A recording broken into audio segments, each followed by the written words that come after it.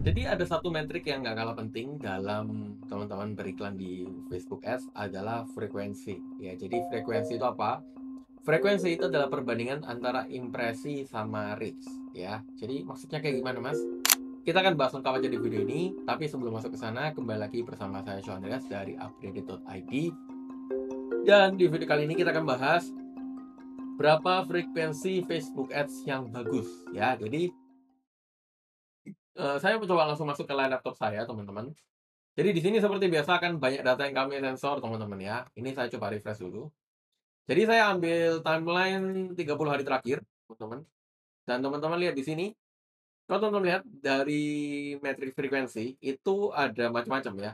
Ada yang 1, 10, 2, 7 ya, macam-macam. Oke. Jadi frekuensi itu apa? Frekuensi itu adalah perbandingan impresi dengan reach ya.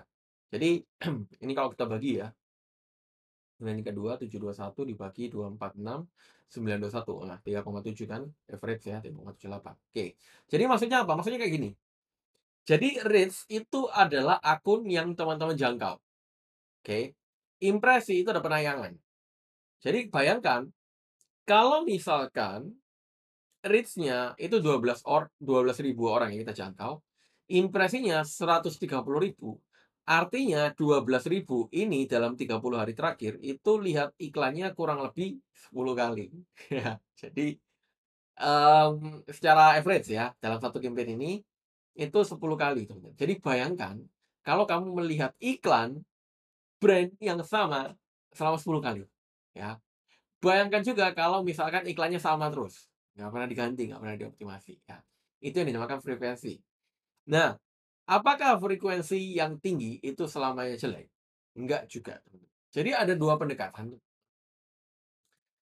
frekuensi tinggi itu jelek atau enggak. Yang pertama, frekuensi tinggi itu bagus buat branding, ya. Jadi kalau teman-teman di sini ingin mengejar branding, teman-teman ingin orang itu benar-benar ingat dengan brand teman-teman, silakan teman-teman tinggikan frekuensinya, oke? Itu nggak masalah. Ya jadi silakan teman-teman kejar terus orangnya, tapi pastikan kalau bisa kreatifnya jangan sama terus, ya.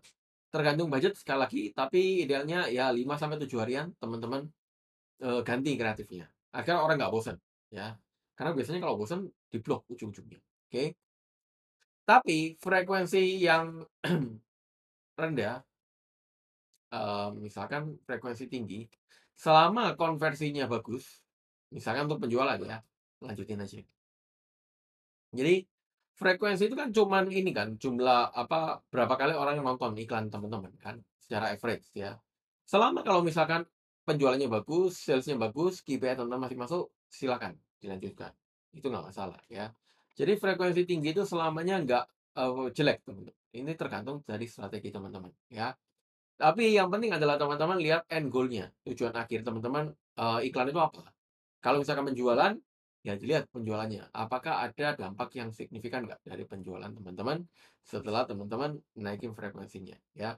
Nah, Mas, idealnya berapa frekuensi itu, biar, orang nggak bosen, ya. Ini tergantung sekali lagi ya, cuman kalau kita biasanya perhatikan, kalau misalkan dari frekuensinya naik, terus dari KPI kita nggak masuk, antara misalkan frekuensinya 3 sampai 4 terus KPI kita nggak masuk, ya biasanya saya akan, cut kreatif yang paling makan budget banyak, ya. Nah, di sini kita nggak bisa share ya, tapi teman-teman misalkan lihat di campaign ini misalkan, frekuensinya 10. Nah, campaign ini ada berapa kreatif dalam satu asetnya. Oh, misalkan kreatifnya ada 3. Nah, dari 3 kreatif itu, mana kreatif yang makan budget paling banyak, ya. Jadi misalkan kan ada A, B, C kreatif. Nah, biasanya itu ada satu kreatif yang dominan, yang dia makan budget paling banyak. Dan biasanya saat dia makan budget paling banyak, itu frekuensinya paling tinggi. Nah, itu teman-teman coba lihat. Kalau misalkan frekuensinya paling tinggi, terus dari segi average video views-nya menurun dibandingkan periode sebelumnya, misalkan teman-teman bandingkan 14 hari dengan 14 hari sebelumnya turun, ya udah teman-teman cut aja kreatif yang nggak perform, diganti dengan kreatif yang baru, gitu kan. Tujuannya untuk teman-teman testing, ya. Jadi, frekuensi yang tinggi nggak selamanya jelek, teman-teman lihat dari end goal teman-teman, ya. Karena frekuensi itu cuman berapa kali orang itu lihat iklan. Ya, jadi kembali lagi ke strategi teman-teman, nggak ada yang salah, nggak ada yang benar. Cuman ini adalah metrik yang teman-teman harus perhatikan, ya. Selain klik, selain CTR, selain video views, selain apa lagi, CPM, selain konversinya, teman-teman juga harus perhatikan frekuensi ya. Karena saya juga sering memperhatikan ini teman-teman, apalagi kalau misalkan iklannya banyak retargeting atau iklannya hanya spesifik di demografi yang tertentu dan estimasi audiensnya nggak terlalu luas. Kurang lebih teman-teman itu aja di video ini, semoga membantu sedikit memberikan teman-teman pencerahan untuk teman-teman lebih dalam menganalisa dashboard iklan teman-teman. Seperti biasa, kalau ada pertanyaan silahkan tulis di kolom komen. Teman-teman pastikan juga kamu subscribe channel ini plus aktifkan loncengnya untuk dapatkan informasi terbaru seputar digital marketing, digital lead, dan digital automation untuk tingkatkan omset bisnis kamu.